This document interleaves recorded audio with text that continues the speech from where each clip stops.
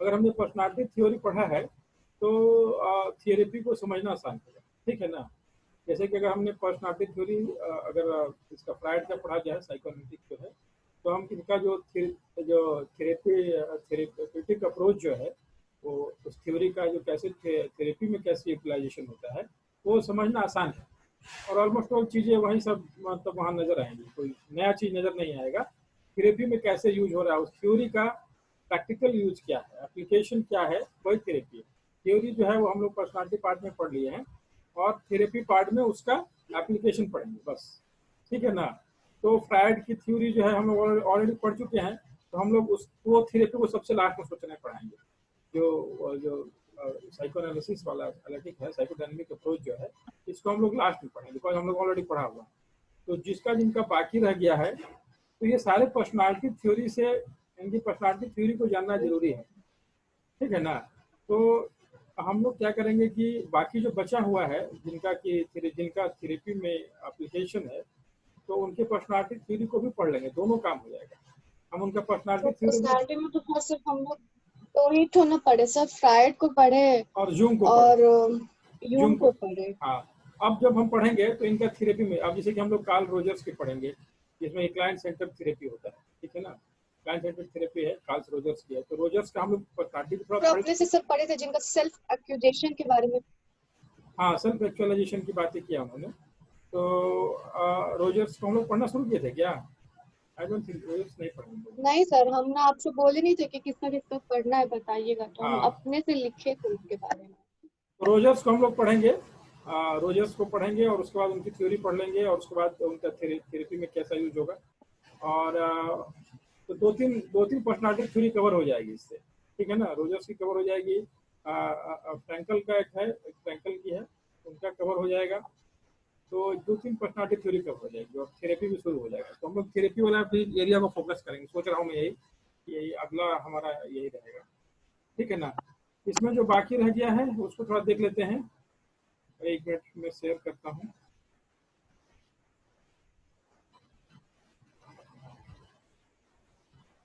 इसमें क्या क्या हम लोग देख लिया था। वर्बल पूरा खत्म हो गया था हमारा। वर्बल वर्बल में हमने हाँ सर। वर्बल कॉम्प्रिहेंशन इंडेक्स देखा, उसका जो है वोकेबुलरी क्या होता है, सिमिलरिटी टेस्ट कैसी होगी, वोकेबुलरी टेस्ट कैसे होगा, इंफॉर्मेशन कैसे होगा, इंफॉर्मेशन। कॉम्प्रिहेंशन कैसे होगा, ये टेस्ट देख लिया हमने। वर्किंग मेमोरी टेस्ट देख लिया हमने, कि हमने ये जो तीन टेस्ट होता है, arithmetic, digit span, letter number sequencing, इसके थ्रू जो है हम वर्किंग मेमोरी जज कर लेते हैं, ठीक है ना। वर्किंग मेमोरी जज करता है इससे। और ये दोनों का स्कोर जो है, ये इंडेक्स स्कोर है इसका, इनसे इसका स्कोर मिलेगा, इन सब का स्कोर ऐड होगा, फिर ये इसका स्कोर बनेगा, ठीक है ना। इन सब का स्कोर ऐड होगा, इसका स्कोर बनेगा। तो इंडिविजुअल का अपना अपना स्कोर होगा, और उसको ऐड करके हम लोग इंडेक्स स्कोर बनेगा, और फिर सारे इंडेक्स स्कोर मिलके हम लोग फिर फुल स्कोर तैयार होता है, और वो उसका IQ होता है। परसेप्चुअल ऑर्गेनाइजेशन में हम लोग पढ़ लिए थे, picture completion, block design, matrix reasoning, समझ में आ गया था। अब हमारा जो बच गया है वो है प्रोसेसिंग स्पीड इंडेक्स, ठीक है ना। एक बार और हम लोग जस्ट परसेप्चुअल ऑर्गेनाइजेशन में हम लोग ने जो देखा था उसका मूल थीम क्या है। अब इसमें से हमको पता क्या करना है कि परसेप्चुअल ऑर्गेनाइजेशन में कि व्यक्ति को जो है, जो हम ज़्यादातर क्या देखा है इसमें, परसेप्चुअल ऑर्गेनाइजेशन में ज़्यादा टेस्ट जो है वो इनकम्प्लीट है टेस्ट, समझ में रहा है ना।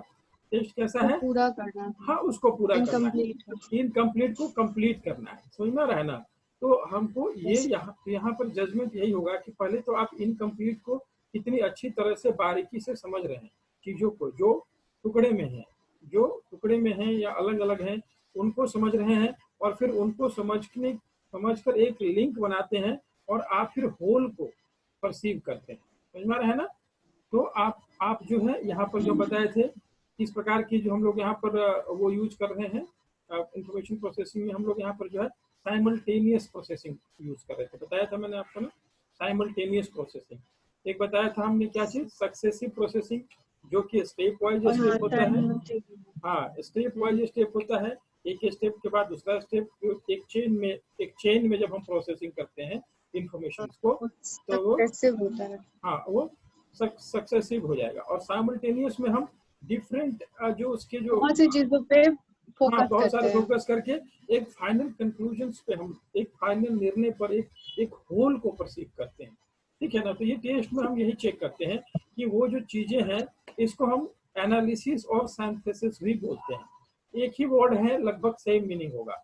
सक्सेसिव इंफॉर्मेशन, अगर हम प्रोसेसिंग की बात करें कि हम उसको प्रोसेस कैसे कर रहे हैं अपने ब्रेन में, तो हम उसको बोलेंगे सक्सेसिव प्रोसेसिंग करेंगे, ठीक है। लेकिन जब उसमें कौन सा मैकेनिज्म यूज हो रहा है अगर कोई पूछेगा, तो आप कहिएगा कि इसमें एनालिसिस और सिंथेसिस यूज हो रहा है। एनालिसिस और सिंथेसिस हम बताए थे, क्या है एनालिसिस सिंथेसिस? एनालिसिस है किसी चीज को टुकड़ों में देखना, उसके उसके स्मॉल एस्पेक्ट्स को देखना, ठीक है ना। अगर हम मनुष्य की बात करें तो मनुष्य को अगर हम टुकड़े में देखें, अगर इसके इसके छोटे फॉर्म में चले जाएंगे तो कैसे होगा? हम इसको जाएंगे ऑर्गन में जाएंगे, ऑर्गन से फिर जाएंगे और उसके उसमें है ना कि उसके विभिन्न सिस्टम में जाएंगे, सिस्टम से ऑर्गन में जाएंगे, ऑर्गन से क्या कहते हैं उसमें जाएंगे सेल्स में जाएंगे। तो ऐसे उसके छोटे छोटे उसके बारीकियों को हम देखना शुरू किए। जब हम उसकी बारीकियों पर चर्चा करेंगे तो ये हमारा होगा क्या चीज? एनालिसिस होगा। इसको हम लोग क्या बोलेंगे? एनालिसिस। जब हम उसकी बारीकियों को देखते हैं, उसके जो हाँ उसके जो जो उसके उसके जो उसके जो उसके टुकड़े में उसके माइन्यूट फिगर्स को हम देखेंगे, तो ये हमारा एनालिसिस हो जाएगा। और जब हम इसका एक कंपोजिट एक इसके इनके बीच जब हम रिलेशनशिप देखेंगे तो इसको हम सिंथेसिस बोलेंगे। समझ में आ रहा है? Yes. तो क्या हुआ? सिंथेसिस सिंथेसिस जो है वो कंबाइन करते हैं हम लोग, जो डिफरेंट एलिमेंट्स, डिफरेंट कंपोनेंट्स को, जो जिसमें हमने उसको देख रखा है, डिफरेंट एलिमेंट्स और कंपोनेंट्स जो हैं उसको हम कंबाइन करते हैं एक सर्टेन रूल्स के साथ। उसमें कुछ हम उसमें कुछ रूल्स देखते हैं, उसमें कुछ सिमिलरिटी देखते हैं, उसमें कुछ रिलेशन देखते हैं, और फिर हम उसको कंबाइन करते हैं। तो एक कंबाइंड फॉर्म में हमारा उसका एक कंबाइंड फॉर्म में हमें चीजें नजर आ रही है, ठीक है ना। तो जो उसके एलिमेंट्स हैं, उसके पार्ट्स हैं, जब हम उस एलिमेंट्स एंड पार्ट्स में फोकस करते हैं तो हम एनालाइज कर रहे हैं। यानी कोई बड़ा चीज है और उसके हम एलिमेंट्स को, उसके पार्ट्स को जब फोकस कर रहे हैं तो हम एनालिसिस कर रहे हैं।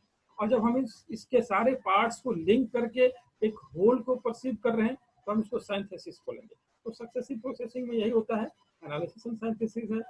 हमारी सक्सेसिव प्रोसेसिंग और उपाय बताए थे कि अगर आप बैग में हाथ डाल दिया आपने, ठीक है ना, और आपने दो सिमिलर टाइप चीजें मतलब रखी हुई है, फिर भी आप उसको डायग्नोस कर, मान लीजिए आपने एप्पल रखा और टमाटर रखा है, तो आप दोनों को छू के आप डिफरेंशिएट कर लेंगे। तो कैसे कर रहे हैं? पहले आप यहाँ दोनों सक्सेसिव प्रोसेसिंग कर रहे हैं, आप उसकी सारी बारीकियों को पहले ऑब्जर्व कर रहे हैं। देखने में आपने एप्पल को भी छुआ, आपने टमाटर को भी छुआ, एप्पल हार्ड है, टमाटर आपको सॉफ्ट हुआ, ठीक है ना। साइज में एप्पल समटाइम्स उससे बड़ा हो, तो ये डिफरेंट टेक्सचर्स को आप जो है वो एनालाइज कर रहे हैं, उसके छोटे छोटे पार्ट्स को एनालाइज कर रहे हैं, यानी उसके छोटे छोटे एलिमेंट्स, कंपोनेंट, कैरेक्टरिस्टिक्स को आप पहले एनालाइज किए। तो ये एनालिसिस स्टेप है। और जब इन सारों को एनालाइज करने के बाद आप एक निर्णय पर भी पहुंच रहे हैं, साइमल्टेनियसली आप निर्णय पर भी पहुंच रहे हैं। इन सारे कैरेक्टरिस्टिक्स को जब आप ऑब्जर्व कर रहे हैं तो एक निर्णय पर भी पहुंच रहे हैं कि यह एप्पल है और यह टोमेटो है। तो ये जो काम है आपका इस सक्सेसिव प्रोसेसिंग है, सॉरी साइमल्टेनियस प्रोसेसिंग है। और यहाँ पर आपने एनालिसिस और सिंथेसिस ये दोनों प्रोसेस को यूज किया। समझ में आ रहा है? Yes. तो ये जो टेस्ट है, ये जो तीनों टेस्ट था, इसमें इसी चीज को देखा जा रहा है व्यक्ति के अंदर कि व्यक्ति के अंदर यह क्षमता है कि नहीं। बिकॉज ये चीजें टुकड़ों में बिखरी पड़ी है। अगर आप पिक्चर कंप्लीशन की बात कर रहे हैं तो पिक्चर कंप्लीशन में सारे जो एलिमेंट्स हैं वो अलग अलग हैं, ठीक है ना। तो आप उन सारे एलिमेंट्स को एक साथ देखते हैं और आप जज करते हैं, अच्छा ये वाला पार्ट जो है इसके साथ ऐड होगा तो ये ऐसा बन जाएगा, है कि नहीं। तो आप क्या कर रहे हैं? आप पहले एनालाइज कर रहे हैं चीजों को, फिर सिंथेसाइज कर रहे हैं, और फिर आप चीजों को सॉल्व कर पा रहे हैं या उस नतीजे पर पहुंच पा रहे हैं। समझ में आ रहा है? तो ये प्रोसेस जो है ये परसेप्चुअल, और इस पूरे प्रोसेस को परसेप्चुअल ऑर्गेनाइजेशन बोलते हैं। You are organising the things. Organising मतलब चीजें टुकड़े में है, चीजें कंपोनेंट में, एलिमेंट्स में है, एंड विद द एलिमेंट्स को आप ऑब्जर्व कर रहे हैं, परसीव कर रहे हैं, और एक होल का निर्माण, एक समूचे का एक बृहद फॉर्म में उसको परसीव कर रहे हैं। समझ में आ रहा है? यही परसेप्चुअल ऑर्गेनाइजेशन है। आपने कंपोनेंट को होल में परसीव किया, डिफरेंट कंपोनेंट्स को रिलेशंस देखा, उनके बीच के रूल्स को आपने पहचाना, समझा और उसके आधार पर निर्णय किया, आपने परसीव किया कि चीजें ऐसी आई। तो ये जो है ये आपका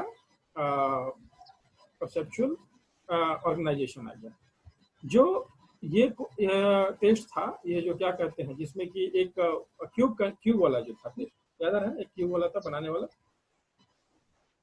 वो क्या बोलते हैं, हाँ ये इसको ये वाला टेस्ट जो है, इसको जो हम लोग बोलते हैं क्या, ब्लॉक डिजाइनिंग टेस्ट था। तो यहाँ पर भी थ्योरी वही यूज हो रहा है, लेकिन यहाँ पर कोऑर्डिनेशन भी हो रहा है, आपके मोटर स्किल भी यूज हो रहे हैं। माने आप जो चीज मतलब जो चीज आप सोच रहे हैं वह आप एग्जीक्यूट कर पा रहे हैं कि नहीं। यहाँ पर एक एक्स्ट्रा और टेस्ट हो रहा है। एक तो पिक्चर कंप्लीशन वाले में, जैसे ये सब सारे टेस्ट में आपने क्या कर रहे हैं, इस चीज को सिर्फ आप ऑब्जर्व कर रहे हैं। हाँ, यानी कि आपका सिर्फ विजुअल ऑब्जर्वेशन हो रहा है और फिर आप सक्सेसिव प्रोसेसिंग कर रहे हैं और बेस्ड ऑन दैट प्रोसेसिंग आपको एक कंक्लूजन मिल रहा है। ठीक है ना, आपने चीजों को, जैसे कि यहाँ पर ये मिसिंग है, आपने ये सारे ऑप्शंस एनालाइज किए और आपने ये आपको दिखाई दिया कि एक करेक्ट आंसर है। तो आपने एक होल को परसीव किया। ठीक है ना, तो एक रिलेशनशिप देखा इसके और इसके बीच, इन सबों से कुछ नहीं मिल रहा है, मगर इसके साथ एक रिलेशन इसमें मिल रहा है, तो आपने परसीव किया कि इसका आंसर होगा। एट द सेम टाइम यहाँ भी ऐसा ही है, आपने इन सारे चीजों को ऑब्जर्व कर रहे हैं, है कि नहीं, इसके सारे जो चीजों को ऑब्जर्व कर रहे हैं और फाइनली एक रिलेशन नजर आया और उस रिलेशन के आधार पर आप एक कंक्लूजन पर पहुंचते हैं कि ये है। वैसा ही यहाँ पर भी है, आपने एक फिगर को ऑब्जर्व किया है, ऐसा बनाना है आपको, आपने इन सारे क्यूब में वो चीजों को, आप क्यूब के सारे जो अलग अलग क्यूब्स हैं उस सारे को ऑब्जर्व किया आपने, और आपको लगा कि अगर हम ऐसे जोड़ तोड़ करेंगे तो फाइनली हम इस एक क्यूब को बना पाएंगे। तो परसेप्चुअल ऑर्गेनाइजेशन तो कॉमन हो गया, इन सब में यूज कर रहे हैं। ये टेस्ट थोड़ा स्पेसिफिक है, यहाँ पर आपने सिर्फ विजुअल फील्ड का यूज किया, विजन का ही यूज किया है, यहाँ पर मोटर का यूज करना है। ठीक है ना, यहाँ पर आपको अपना मोटर स्किल भी यूज करना है। मोटर स्किल मतलब आपको परफॉर्म भी करना है, टास्क को आपके अपने उससे परफॉर्म करना है, बॉडीली एक्टिविटीज से आपको परफॉर्म करना है। तो यहाँ पर मोटर एक्शन भी जज हो रहा है, यानी कि आपका परसेप्चुअल और विजुअल परसेप्शन के साथ साथ आप जो सोच रहे हैं वह आप कर पा रहे हैं, बना रहे हैं। हाँ, वह आपका दिमाग और आपका हाथ उस हिसाब से चल रहा है कि नहीं। देखने में चीजें लगेगी कि बड़ी सिंपल, किसका ऐसा होता है कि हाथ और दिमाग साथ नहीं चलता है, लेकिन नहीं चलता है। अगर आप ऐसा बहुत सारे केसेस मिलेंगे जहां पर आप पाएंगे कि व्यक्ति का दिमाग तो चल रहा है, हाथ उस हिसाब से नहीं चल रहा है। तो ये जो है, ये दोनों टेस्टिंग हो रही है। मोटर स्किल जो है वो भी टेस्ट हो रहा है, परसेप्चुअल ऑर्गेनाइजेशन तो टेस्ट हो ही रहा है, एट द सेम टाइम इसका जो है वो मोटर स्किल भी टेस्ट हो रहा है कि आप उस हिसाब से आपका मूवमेंट जो है वो कर पा रहे हैं कि नहीं, वो एक्शन जो आपको परफॉर्म करना था या जो प्रोड्यूस करना था वो आप कर पा रहे हैं कि नहीं। तो विजन के साथ साथ, परसीविंग के साथ साथ आपका एक्शंस भी यहाँ पर जज हो रहा है, आप एक्शंस में वो चीजों को परफॉर्म। तो यहाँ पर विजुअल मोटर स्किल टेस्ट होता है। ठीक है ना, ब्लॉक डिजाइन में विजुअल मोटर स्किल्स भी टेस्ट हो रहा है। बाकी के अलावा मतलब कि परसेप्चुअल के जो हम सक्सेसिव बोले ना, सक्सेसिव प्रोसेसिंग, आपका एनालिसिस और क्या बोलते हैं सिंथेसिस, वो सब तो चेक हो ही रहा है। एट द सेम टाइम आपका विजुअल मोटर स्किल्स भी चेक हो रहा है कि जो आप विजन से जो परसीव कर रहे हैं, जो कुछ भी आपने विजुअली परसीव किया है उसको आप परफॉर्म कर पा रहे हैं कि नहीं। ठीक है ना, आपने perceptual organisation process of successive processing चल रहा है, मगर वो जो प्रोसेसिंग है, वो प्रोसेसिंग जो दिमाग में चल रहा है उसको आप एक्शंस में लेके आ पाते हैं और कितना दक्ष है, कितना सक्षम है इसको एक्शन में लेके आने के लिए। तो ये टेस्टिंग जो है आपकी इस मेथड से हो जाती है। क्लियर है? Yes, sir. Okay, now the next बच गया है वो हमारा है प्रोसेसिंग स्पीड।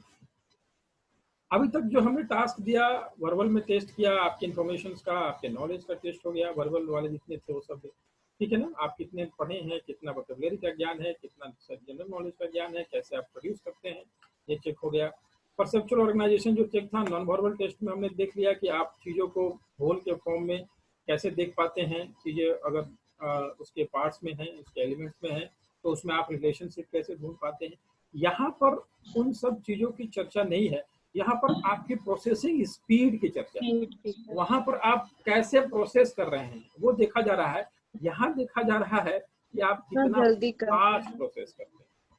तो हमने इंटेलिजेंस का उसमें देखा था थ्योरी में कि आप चीजों को कितना फास्ट प्रोसेस करते हैं, कितनी जल्दी से लर्न करते हैं, चीजों को कितना जल्दी सीखते हैं, ठीक है ना। आपकी प्रोसेसिंग कितनी फास्ट है, आप उतने ही ज्यादा इंटेलिजेंट माने जाते हैं, ठीक है ना। तो यहाँ पर जो है प्रोसेसिंग स्पीड जज होता है, और इसमें हमने 2 टेस्ट दिखाए हैं, एक है डिजिट सिंबल कोडिंग और एक है सिंबल सर्च, ठीक है ना। 2 टेस्ट हैं, कौन कौन सा है? डिजिट सिंबल कोडिंग और सिंबल हाँ सिंबल। तो यहाँ पर क्या है कि एक्चुअली जैसा कि नाम सजेस्ट कर रहा है कि यहाँ पर प्रोसेसिंग स्पीड टेस्ट करना है, तो यहाँ पर अगेन स्टिमुलस होंगे, बहुत सारी चीजें रहेंगी स्टिमुलस में, आपको दिखाया जाएगा, बताया जाएगा, और आपको उसमें करना क्या है कि चीजों को आइडेंटिफाई करना है, चीजों को डिस्क्रिमिनेट करना है, चीजों को इंटीग्रेट करना है, मैनिपुलेट करना है, ये सब चीज तो आपको करना है। साथ ही साथ यू हैव टू रिस्पॉन्ड, ठीक है ना, आपको डिसीजन लेना है and you have to response, और आप कितना क्विक रिस्पॉन्स करते हैं वही आपकी मतलब कि आपके लिए बेनिफिटेड है, एडेड बेनिफिट होगा, आपके लिए वो पॉजिटिव साइन होगा, ठीक है। तो आप चीजों को स्टिमुलस को आपको दिखाया जाएगा, आप स्टिमुलस को लर्न करके अब आप कितना तेजी से रिस्पॉन्स करते हैं उसको, ठीक है ना, ये देखा। तो यहाँ पर कोई बहुत हायर लेवल ऑफ थिंकिंग नहीं देखी जा रही है कि आप, जैसे बाकी सब टेस्टों में हमने हायर लेवल ऑफ थिंकिंग देखा है कि आपकी थिंकिंग प्रोसेस कितना बेहतर है। अगर आपने वर्बल टेस्ट भी दिया है तो वहां पर भी थिंकिंग प्रोसेस यूज कर रहे हैं आप, ठीक है ना। आपने परसेप्चुअल ऑर्गेनाइजेशन में भी हायर थिंकिंग यूज कर रहे हैं, आप चीजों को सक्सेसिव प्रोसेसिंग कर रहे हैं तो आप थिंकिंग ही कर रहे हैं, या साइमल्टेनियस प्रोसेसिंग कर रहे हैं तो भी आप थिंकिंग ही कर रहे हैं, समझ में आ रहा है ना। लेकिन यहाँ पर हायर लेवल ऑफ थिंकिंग नहीं है, आपको एक काम दिया जाएगा जो काम आप कितना क्विकली कर पाते हैं, कितना जल्दी कर पाते हैं, कितना जल्दी कर पाते हैं, ठीक है ना। सो यहाँ पर आपकी डिसीजन मेकिंग जज होगी, आपका स्पीड जज होगा, ठीक है ना। और साथ ही साथ जल्दी के साथ साथ एक्यूरेसी भी देखी जाएगी, ऐसा नहीं कि जल्दीबाजी में आप सॉल्व तो कर रहे हैं और गलत आंसर दे रहे हैं, ऐसा भी। आपकी एक्यूरेसी कितनी अच्छी है, कितना फास्ट दे रहे हैं, तो यहाँ से आपकी डिसीजन मेकिंग जो है वो जज होगा, ठीक है ना। जनरली होगा ऐसे बच्चे जो एनेक्सियस नेचर के हैं, ठीक है ना, लैक ऑफ कॉन्फिडेंस है, या हाँ, तो वे डिसीजन मेकिंग पुअर होगा, और ऐसे परफॉर्मेंस में उनका जो है, ऐसे टेस्ट में परफॉर्मेंस जो होगा उनका पुअर होगा। तो डिजिट सिंबल कोडिंग कैसा होगा देखिए, एक बार आपको बताता हूँ। इस टाइप का डिजिट सिंबल कोडिंग का वो है, इसमें क्या होगा, डिजिट के साथ एक सिंबल पेयर किया गया है, देखिए स्टार्टिंग में ये है, दिखाई दे रहा है, हर डिजिट के साथ एक सिंबल जो है वो पेयर किया जा रहा है, ठीक है ना। देखिए 1 के नीचे एक सिंबल है ऐसे करके, यस, 2 के नीचे एक ये है परपेंडिकुलर लाइन वाला सिंबल, 3 के नीचे इस टाइप का सिंबल है उल्टा सी, 4 के नीचे L, 5 के नीचे U, 6 के नीचे O, 7 के नीचे ऐसा, 8 के नीचे ऐसा, 9 के नीचे ऐसा। तो इस प्रकार के सिंबल्स रहेंगे आपके डिजिट के नीचे, ठीक है ना। अब क्या करना है, पहले आपको इस सिंबल्स को, आकांक्षा को भेज रही है क्या, एक बार देखिए तो। अच्छा एक मिनट, नहीं आकांक्षा का तो नहीं आ रहा है, अभी मैसेज की हम कर रहे हैं। अच्छा कर रहे हैं तो आएगा हमको आकांक्षा का। होल्ड करें क्या, थोड़ा सा होल्ड करते हैं उसको ना।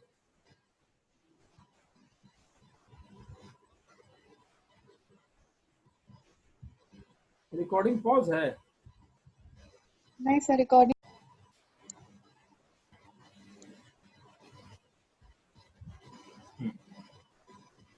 हो रहा है ना। हाँ सर। ओके, तो ये जो है इस प्रकार से रहेगा वो, जो सिंबल्स नीचे रहेंगे, डिजिट ऊपर रहेंगे। तो पहले इसकी प्रैक्टिस करवा दी जाती है, ठीक है, 2-3 ट्रायल से ये प्रैक्टिस करवा दिया जाता है कि 1 के नीचे ये है, 2 के नीचे ये है, 3 के नीचे ऐसा है, 4 के नीचे ऐसा, ऐसा करके दो प्रैक्टिस में इसकी ट्रायल उसको वो करवा दिया जाता है, ठीक है ना।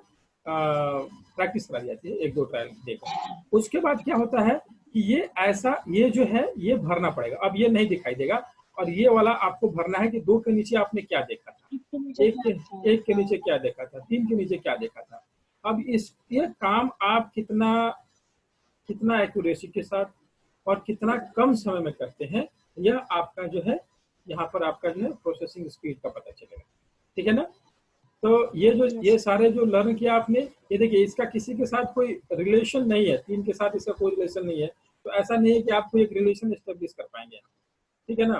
तो आपने जिस ढंग से इसको आपने सीखा, समझा, जाना, वहां पर इसको आपका इसका यहाँ पे टेस्ट होगा, और इस टेस्ट में देखा जाएगा कि कितनी एक्यूरेसी है, एट द सेम टाइम कितना स्पीडली आप इसको परफॉर्म करते हैं।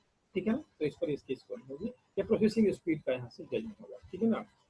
कहते हैं कि जिन व्यक्तियों का ब्रेन डैमेज है या डिमेंशिया है या एज या डिप्रेशन में है, वो वैसे व्यक्ति इस टास्क को बहुत पुअर परफॉर्म करेंगे। ठीक है ना। अगर किसी प्रकार का ब्रेन इंजरी, ब्रेन डैमेज, ठीक है ना, और या एज रिलेटेड फैक्टर, यानी अगर ज़्यादा एज वाले लोग हैं या जो डिप्रेसिव लोग हैं, वैसे लोगों में इस टेस्ट का रिजल्ट जो है वो पुअर आएगा। तो एक बढ़िया ये टेस्ट का एक यूटिलिटी है, एक यूज ये है कि आप पता लगा सकते हैं इस टेस्ट के माध्यम से कि व्यक्ति का मेंटल स्टेटस जो है वो कैसा है। ठीक है ना। डिप्रेसिव या ब्रेन डैमेज जो है कंडीशंस में ये जो है ये परफॉर्मेंस पुअर होगा। हाँ, ये लेकिन ये ठीक है, ये बताता तो है कि ब्रेन डैमेज हुआ है, लेकिन ये टेस्ट ये नहीं बताता कि किस एरिया का ब्रेन, किस पार्ट का एरिया जो है, ब्रेन का एरिया जो है वो डैमेज है। ठीक है ना। तो यहाँ से इतना जरूर पता चलता है कि ब्रेन डैमेज नजर आ रहा है, लेकिन हाँ किस एरिया से नजर आएगा ये पता नहीं चलता है। ठीक है ना। एज बढ़ने के साथ जैसे जैसे एज बढ़ जाएगा, यानी अगर आप ओल्डर एज के व्यक्तियों में अगर ये टेस्ट लीजिएगा तो उनका परफॉर्मेंस उतना अच्छा नहीं होगा। ठीक है ना। ओल्ड एज के लोगों में अगर ये टेस्ट लीजिएगा तो उनका परफॉर्मेंस उतना अच्छा नहीं होगा। एडवांसिंग एजेस के साथ वो जो है वो घट जाता है। तो इससे क्या क्या पता चलेगा, अगेन स्टेज से पता चलेगा प्रोसेसिंग स्पीड का। अगेन वर्किंग मेमोरी यहाँ यूज हो रहा है, ध्यान दीजिए, क्योंकि उन सारे डिजिट्स के साथ जो सिंबल्स हैं उसको यहाँ पे रखना है, टाइम बिंग के लिए उसको वर्किंग मेमोरी में रखना है, तभी जाके वो जो आंसर सीट है, हाँ, वहां पर आप वो चीजें परफॉर्म करेंगे। ठीक है। तो वर्किंग मेमोरी तो है ही, at the same time processing speeds भी हैं कि आप उसको कितनी जल्दी से और कितने एक्यूरेसी के साथ परफॉर्म करते हैं, ये इसमें टेस्ट होगा। इसी का जो दूसरा है वो सिंबल सर्च है। सिंबल सर्च में क्या है कि 2 साइड है इसके, जो लेफ्ट साइड्स में कुछ सिंबल्स रहेंगे। ठीक है ना। और आपको देखना है कि वो राइट साइड में जो दिए हुए हैं उसमें कुछ किसी से मैच करता है कि नहीं। आसान है, ज़्यादा टफ नहीं है। लेफ्ट साइड्स में कुछ सिंबल्स होंगे, इस टाइप से सिंबल्स होंगे, और आपको देखना है कि ऐसे सिंबल्स राइट साइड्स में जो ऑप्शन दिए हैं वहाँ है कि नहीं। थोड़ी सी बारीकी से चीज़ों को ऑब्जर्व करना है और आंसरिंग करना होता है। अब ये चीज़ों को कितना फास्ट करते हैं और कितने एक्यूरेसी के साथ करते हैं, यह आपके लिए पॉजिटिव पॉइंट है। ठीक है।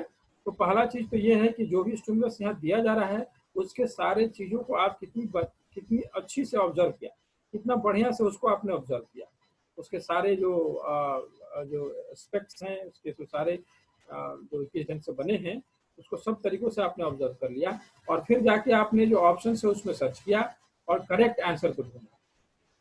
ठीक है ना। फर्स्ट का नो है सर, जैसे फर्स्ट है तो सेकंड इसमें का नो है, सेकंड का यस, दोनों में से देखिए।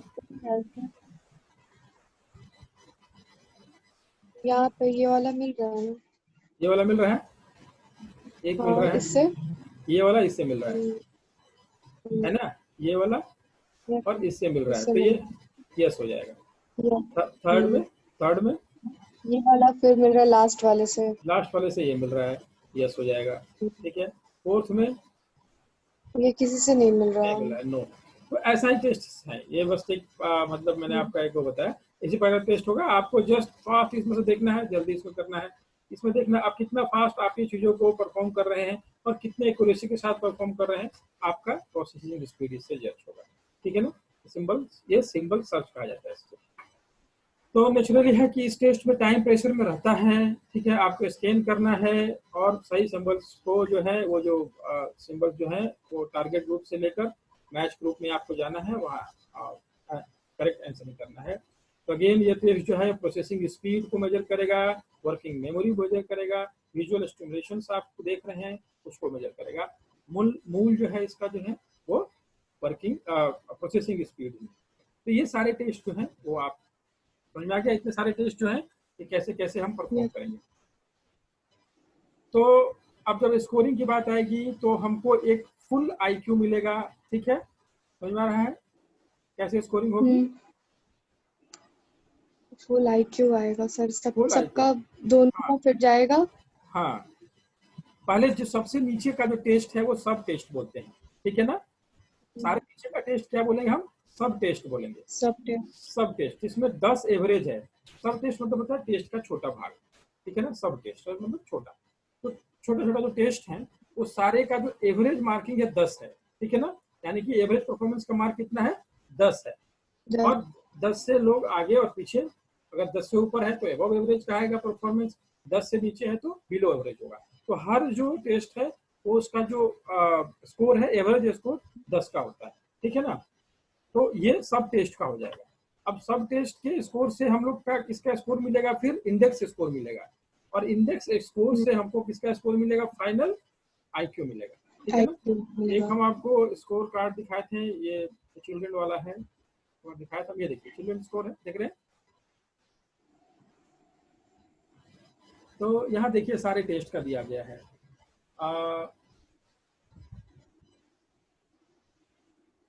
ये वर्बल टेस्ट का है या परफॉर्मेंस टेस्ट का है? यहाँ पर उसका स्कोर्स जो है, वहाँ जो स्कोर जो है 15, हाँ यहाँ पर स्कोर्स को इंडिकेट किया गया है। स्कोर्स का सारे यहाँ पर कितना कितना आया है। 15 से फिर 18 गया है, फिर नीचे डाउन हो गया है। देखिए 15 है, 18 है, तो 15 है इन्फॉर्मेशन में, सिमिलरिटी में 18, अर्थमेटिक में 11, वोकेबुलरी में 15, ठीक है। तो यहाँ पर सारे को नोट किया गया है, वर्बल टेस्ट और यहाँ पर परफॉर्मेंस टेस्ट, ठीक है ना। ये रॉ स्कोर है, उसको कन्वर्ट करते हैं स्केल स्कोर में, उसको छोड़ दीजिए आप, उसको समझने की जरूरत नहीं है। ये स्केल स्कोर को आपका फाइनल स्कोर है। तो ये देखिए टोटल वर्बल टेस्ट में 74 आया है, परफॉर्मेंस में 68 आया है, 74 और 68 मिला के फुल स्केल 149 का आ रहा है इसका, ठीक है ना। आईक्यू कितना इसका दिखा रहा है? 131, बहुत तगड़ा आईक्यू है इसका, समझ में आ रहा है ना। 100 एवरेज होता है, 131 है इसका आईक्यू, फुल आईक्यू। और अगर वर्बल का कहिएगा तो 130 है, परफॉर्मेंस का कहिएगा तो 126 है, यानी कि वर्बल में ज्यादा बेहतर है वो, 130 जो है तो ज्यादा बेहतर है, परफॉर्मेंस में 126 है। 131 जो है उसका मतलब कि फुल आईक्यू, मतलब कि बहुत तगड़ी आईक्यू की बात हो रही है यहाँ पे। अगर परसेंटाइल रैंक दिखा रहा है तो आईक्यू का 98 है, यानी इससे ऊपर मात्र 2% ही लोग हैं इस पूरे दुनिया में, ये बताना चाह रहा है। तो 98% परसेंटाइल रैंक है, इसका मतलब कि 98% लोग इससे बिलो है, ठीक है ना। ये 98% पोजीशन है, हाई आईक्यू का है ये बंदा। इसका है सर ये रिपोर्ट कार्ड पता नहीं, आइंस्टाइन का। Nick Selcher, age 9, Nick सेल्चर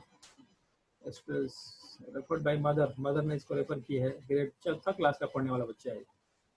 trusted to time part है, keep encouraging him to age 9, time 4th class का है, 4th क्लास का बच्चा है, उसका जज हुआ है। तो ये जो ये 10 है ये एवरेज है, तो इसका परफॉर्मेंस 10 से ऊपर का ही है। देख रहे हो वर्बल टेस्ट में भी ये ऊपर ही परफॉर्म, ये एवरेज लाइन है, ये एवरेज से नीचे का है, एवरेज का ऊपर का है। तो इनका जो परफॉर्मेंस है वो तो एवरेज से भी बहुत ऊपर है, ये हाईएस्ट जा रहा है 19, तो देख रहे हैं वहां तक पहुंच रहा है बंदा। तो 130 का आईक्यू लेके आया है, मतलब कि ये लड़का है, मार्वेलस है, ठीक है ना। इंटेलिजेंसिया टेस्ट में ये 98 परसेंटाइल, मतलब कि आप समझ सकते हैं कि वो ऐसे लोग जो है अब ये गिफ्टेड में आ जाएंगे, स्पेशल चिल्ड्रन में आ जाएंगे। स्पेशल चिल्ड्रन में 2% 3% लोग जो है इनके ऊपर हैं, तो आप समझ सकते हैं कि ये हाईली गिफ्टेड है, हाईली इंटेलेक्चुअल में से आएगा ये। तो इस टेस्ट से इतने अच्छे नहीं होंगे, वही बता रहा, 2% लोग हैं, तो 2% में हम कहे ना जाए भाई, हम तो मेजॉरिटी के साथ रहेंगे ना 98% के साथ रहेंगे, हम 98% के साथ रहेंगे, हम 2% के साथ क्यों जो है जो इससे ऊपर 2% है, हम इसके नीचे वाले 10 के आसपास हैं, काफी बढ़िया है, मेजोरिटी ऑफ लोग उसके हाँ, आसपास रहते हैं। ये तो स्पेशल हैं, स्पेशल बच्चे हैं, स्पेशलों के साथ बहुत दिक्कत होती है। इतना स्पेशल हाँ, होना तो तो आसान है, पर स्पेशलों के स्टार्टिंग साथ में बहुत सक्सेस मिलता है, धीरे धीरे सब खत्म हो जाता है। हाँ, तो इनका एडजस्टमेंट अगर बढ़िया से नहीं हुआ तो फिर बड़ा पुअर इनका वो हो जाता है। इसलिए आईक्यू के साथ ईक्यू की बात की जाती है। इमोशनल इंटेलिजेंस अगर नहीं है तो आईक्यू आपको खतरे में डाल सकता है एक्सेसिव, अगर ईक्यू अगर पुअर है। हम्म, तो ये सारी चीजें थी। हम्म, आ, कौटिल्य। तो अब ये सारे जो टेस्ट हैं, इस टेस्ट से हमको क्या क्या मिलेगा, तो हम पता कर सकते हैं वही हाईली इंटेलेक्चुअल यानी गिफ्टेड चाइल्ड कौन कौन से हैं। अब इस ये कौन कौन से? इंटेलिजेंट, हाँ, इंटेलिजेंट टेस्ट का बेनिफिट क्या है, इससे आपको क्या बेनिफिट होगा, इस टेस्ट से आप क्या क्या क्यों यूज करेंगे, किस पर्पज से यूज करेंगे, ये पता होना चाहिए। नेचुरली है कि जब कोई आपके पास क्लाइंट्स आता है तो कहता है कि I want to test my child, या कोई आदमी का मेंटल एबिलिटी टेस्ट करना है, उसका आईक्यू लेवल क्या है, तो यहाँ से पता चलेगा कि वो किस प्रकार से एवरेज कैटेगरी का है, या गिफ्टेड है, हाईली मतलब इंटेलिजेंट है, या फिर मेंटली रिटार्डेड है।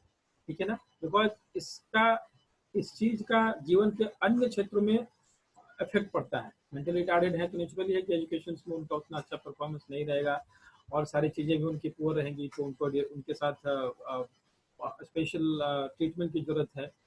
गिफ्टेड है तो पता चलेगा कि अगर हाईली गिफ्टेड है, इंटेलेक्चुअल्स हैं, तो उसको उसको उसको पता होना चाहिए पेरेंट्स को कि भाई उसको मेरा चाइल्ड, एटमॉस्फेयर मिलना हाँ, चाहिए, दोनों को एनवायरमेंट मिलना चाहिए। हाँ स्पेशल है, और स्पेशल चाइल्ड को भी स्पेशल ही डील करना पड़ेगा।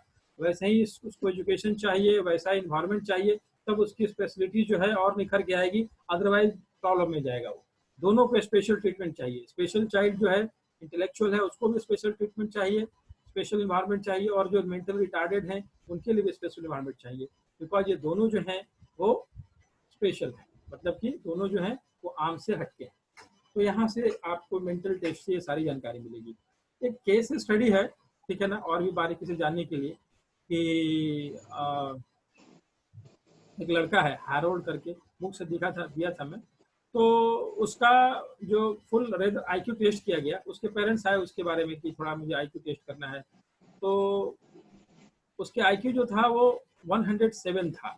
ठीक है ना, कितना था, 107। वॉर्निंग तो सर। हाँ, आईक्यू टेस्ट करवाया गया उसके, विस्क 4 आईक्यू टेस्ट किया गया, साइकोलॉजिस्ट ने उसका आईक्यू टेस्ट किया, और पाया कि उसका आईक्यू टेस्ट भी था 107 था।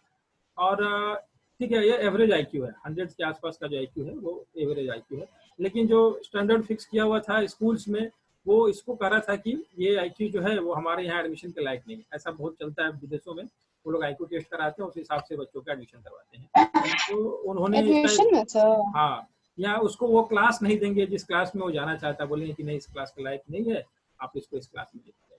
तो इसके साथ भी कुछ ऐसा ही कहानी हो रहा था, इसका आईक्यू उतना अच्छा नहीं आ रहा था जितना एक्सपेक्ट किया जाना कर रहे थे क्लास में या स्कूल्स में या उसके पेरेंट्स। ठीक है ना, तो अब आईक्यू से तो उसकी स्थिति ठीक ठाक नहीं लग रही थी, उतना ज्यादा जो एक्सपेक्ट कर रहे थे वो नहीं मिल रहा था। लेकिन यहाँ पर देखिए, फुल आईक्यू से बहुत सारी जानकारियां नहीं मिल पा रही थी। जब इसके बाकी सब एलिमेंट्स को टेस्ट किया गया तो कहीं कुछ कॉम्प्लिकेशन नजर आया। देखिए उसका आईक्यू स्कोर है, तो आप बताइए कि कहाँ पर इसका कॉम्प्लिकेशन नजर आ रहा है। वर्बल में सर। अच्छा, एक मिनट, नहीं इसका नहीं, ये दूसरा का था। यहाँ जो था इसकी फुल आईक्यू जो थी वो एक जगह जाके गड़बड़ हो रही थी, और वो था ब्लॉक डिजाइन टेस्ट में। समझ में आ रहा है ना। हाँ सर। और इसका जो ब्लॉक डिजाइन टेस्ट था, एंड जो वहां पर जो था, इसके जो परफॉर्मेंस थे वो सबसे पुअर आ रहे थे। अच्छा। बाकी सब में इसका जब उसका सब टेस्ट देखा गया, बाकी सब टेस्ट देखा गया तो उसका अबव एवरेज था। मतलब बाकी सब में जो इसका जो स्कोरिंग था वो अबव एवरेज था, लेकिन ब्लॉक डिजाइन में इसकी स्कोरिंग बहुत पुअर थी, और इसके कारण जो फाइनल बन रहा था इसका वो कम बन रहा था। वो कम हो जा रहा था। हाँ, तो टोटल जो है उसका कम, आईक्यू तो टोटल देख के दिया जा रहा है, टोटल कम आ रहा है, तो इसके साथ ये जज किया जा रहा है कि ये पढ़ने लिखने में उतना स्मार्ट नहीं है। लेकिन जब इंडिविजुअल स्कोर्स को देखा गया इसका, तो पाया गया कि बाकी सब चीजों में एवब एवरेज था, ब्लॉक डिजाइनिंग में, बस ब्लॉक ब्लॉक डिजाइन। डिजाइनिंग पर। तो ब्लॉक डिजाइनिंग में पता क्या चला, प्रॉब्लम क्या था इसका, कि जब क्लोजर मतलब दिया गया तो पाया गया कि इंटरव्यू जब किया गया उस बच्चे का, तो पाया गया कि वो बचपन में एक समझ लीजिए किसी प्रकार बीमारी से, मस्कुलर वीकनेस से ग्रसित था, उसके आर्म्स और हैंड्स जो थे तो मस्कुलर स्ट्रांग नहीं है, वो उतनी उस हद से मतलब उस एक्सटेंट तक बढ़िया तरीके से परफॉर्म नहीं करता है। वो फाइन जो ट्यूनिंग है हाथों से वो नहीं कर पाता है। यह उसकी फिजिकल डिफिशियंसी है, मेंटल डिफिशियंसी नहीं थी। मेंटल डिफिशिएंसी नहीं थी, लेकिन इसका इफेक्ट उसके टेस्ट पे पड़ रहा था, फाइनल स्कोर पुअर हो कर रहा रहा था और था। हाँ, लोग इसको मेंटली ही ले रहा था। अब लोग उसको मेंटल ले रहे थे, तो इसी कारण से सब टेस्ट को देखना जरूरी है। बाकी सब टेस्ट इसीलिए बनाया गया है कि बाकी सब टेस्ट में भी उसको जज करे कि वो कहाँ लाई करता है। तो जब इस बढ़िया से क्लोजली इस चीज को वो किया गया तो पाया गया कि उसका जो मोटर कोऑर्डिनेशन है, यानी कि जो मस्कुलर जो एक्टिविटीज है, मूवमेंट है, वो उस बढ़िया से उसको परफॉर्म नहीं कर पा रहा है। और वहां पर उसका जो है, धागे लगा देते हैं। वहां पर जो है उसका बहुत पुअर परफॉर्मेंस आया है। इस कारण से ओवरऑल आईक्यू, जब ये बात पता चला तो उसको लगा कि नहीं, ये लड़का तो एडमिशन के लायक है, इसके मेंटल एबिलिटी में कोई दिक्कत नहीं है, बस मस्कुलर जो है उसके जो मोटर एक्टिविटीज है वह किसी कारण से वो हैम्पर्ड है। तो इस प्रकार से आईक्यू टेस्ट में आप जब उसके सब टेस्ट देखिएगा तो व्यक्ति के बारे में बहुत कुछ बताया जा सकता है। एक ऐसा केस हिस्ट्री और है, एक व्यक्ति है, वो आया है साइकोलॉजिस्ट के पास, अपना मेंटल स्टेटस इंटेलिजेंस टेस्ट कराया है और उसका ये आईक्यू आया है, इसका ये है स्कोर। अब बताइए यहाँ पर कि इस स्कोर से आपको क्या समझ में आता है? वर्बल 10 एवरेज है, 10 से ऊपर है तो हाँ, हम मानते हैं कि बंदा आम लोगों की तरह है। 10 एवरेज स्कोर है, मेजॉरिटी पीपल 50% पीपल। सिमिलैरिटीज में 7 है, अर्थमेटिक में 6 है, तो ओवरऑल ना बीच रहेगा, मतलब ना ज्यादा होगा ना कम होगा, बीच में रहेगा। देखिए इसका परफॉर्मेंस कहाँ है, डिजिट स्पैन में 6 आया है, हाँ, देख रहे हैं, और अर्थमेटिक में अर्थमेटिक 7। में 7 आया है, यही सबसे इसका स्कोरिंग को खराब कर रहा है। हाँ, देख रहे हैं ना, बाकी सब लेकिन में ठीक है सर, बाकी सब में लगभग ठीक एवरेज है, है। एवरेज है, एवो एवरेज है। और डिजिट सिंबल कोडिंग में 9 है सर। डिजिट स्पेलिंग इसके बाद कहाँ है, देखिए यहाँ पर डिजिट सिंबल कोडिंग डिजिट में 9 सिंबल है। अच्छा, 9 इन है तीनों टेस्ट में किन सब चीजों का यूज ज्यादा होता है? ये तीनों टेस्ट लगभग में क्या क्या चीज कॉमन नजर आ रहे हैं आपको? इसमें हम लोग क्या टेस्ट करते हैं? सर। हमारा मोटर स्किल। नहीं, अर्थमेटिक में, डिजिट स्पेन में, अच्छा। और किसमें है, डिजिट सिंबल कोडिंग में। Mathematics sir. अर्थमेटिक में, डिजिट स्पेन में, वर्किंग मेमोरी याद कीजिए। हाँ अर्थमेटिक सॉल्व करना पड़ता था ना, दिमाग में कैलकुलेशन करना है, हाँ सर, तो वर्किंग मेमोरी। Working memory. तो इस व्यक्ति का देखिए स्कोर से पता चल रहा है कि इसकी वर्किंग मेमोरी जो है वो फंक्शनिंग नहीं कर वीक है। रही है, वीक है। ठीक है ना। तो स्कोर्स में देखिए, आप स्कोर से व्यक्ति के मेंटल स्टेटस के बारे में आप जान जानकारी सकते प्राप्त हैं। कर सकते हैं। बाकी सब टेस्ट में बढ़िया परफॉर्म किया है बंदा, लेकिन देखिए डिजिट स्पेंस में 6 आ गया है इसका, अर्थमेटिक में 7 आया है। इन दोनों के लिए वर्किंग मेमोरी की जरूरत है। एट द सेम टाइम ये डिजिट सिंबल कोडिंग जो हम आपको ही बताए थे, यहाँ पर भी वर्किंग मेमोरी की जरूरत है। प्रोसेसिंग स्पीड तो पता चलता ही है, eight the same time working memory की जरूरत है, जो इन्फॉर्मेशन को होल्ड करना है कि भाई इस डिजिट के साथ ये सिंबल है, क्या था। तब ना जाके आप उसमें टिक लगाएंगे। तो उस व्यक्ति की वर्किंग मेमोरी हैम्पर्ड है। और इट वाज ट्रू दैट कि वो बंदा जो है वो फॉरगेटिंग से प्रभावित है, डे टू डे टास्क करने में वो उसको प्रॉब्लम आ रही है। ठीक है ना, उसको वो अपना काम सही तरीके से नहीं कर पा रहा है, जो कर रहा है वो भूल जा रहा है, ऑफिस में लोग शिकायत कर रहे हैं, घर पे लोग शिकायत कर रहे हैं, यानी कि उसकी वर्किंग मेमोरी बुरी तरह से हैम्पर्ड है। ठीक है, तो बीइंग साइकोलॉजिस्ट आप टेस्ट के माध्यम से ये सारी चीजों को जज कर सकते हैं जान कि सकते हैं कि कौन हाँ सा एरिया इन्फेक्टेड कौन सा एरिया जो है। है उसका वो अफेक्टेड है। आप देखा वहां पर उस बच्चे के केस में कि उसका जो है मोटर स्किल गड़बड़ हो गया, सब कुछ ठीक ठाक है, और उस कारण से बेचारे को एडमिशन नहीं मिल रही है। आपने टेस्ट किया, टेस्ट से रिवील किया कि उसका प्रॉब्लम आईक्यू का मेंटल है, उसकी जो एबिलिटी में प्रॉब्लम नहीं है, प्रॉब्लम उसके मस्कुलर एबिलिटीज में है। वो मस्कुलर जो है मोटर एक्शंस को मेंटली प्रोसेसिंग बढ़िया है, मोटर एक्शंस उसका पुअर है, इस कारण से ओवरऑल जो है उसका स्कोरिंग खराब हो रहा है। लेकिन लड़का पढ़ने के लिए सुटेबल है, पढ़ाई लिखाई के लिए सुटेबल है। यहाँ आपने देखा कि बाकी सब चीजों में परफॉर्मेंस अबव एवरेज है, लेकिन उसकी वर्किंग मेमोरी हैम्पर्ड है उस व्यक्ति का। इस कारण से उस व्यक्ति को भूलने की बीमारी है, कोई काम जो है वो कर नहीं पा रहा है, चीजों को सही जगह पर नहीं रख पा रहा है, नहीं देख पा रहा है, वर्किंग मेमोरी उसकी पूरी तरह से हैम्पर्ड है। तो ये टेस्ट आपको जो है, ये छोटे मोटे एग्जांपल्स हैं जहाँ से कि आप टेस्ट जो है वो टेस्ट जो है उससे आप ये बेनिफिट ले सकते हैं।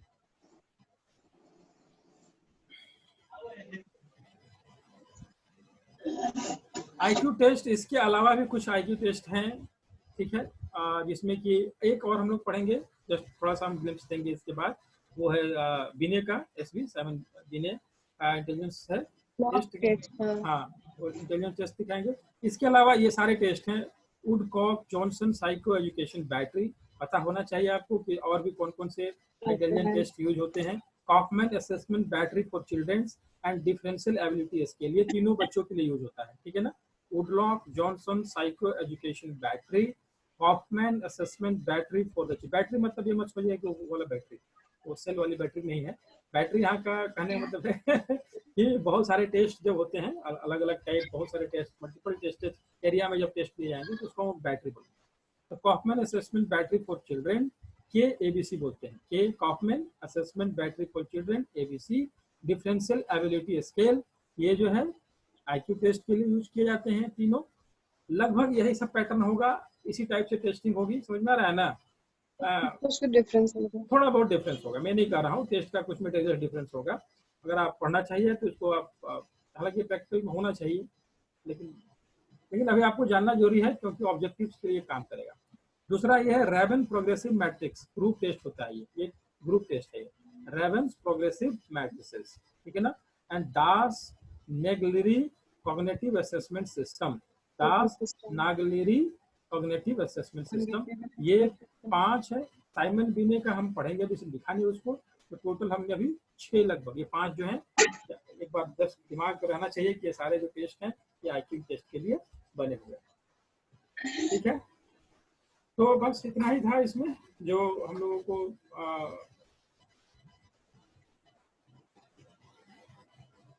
तो ये चलेगा, ठीक है ना। और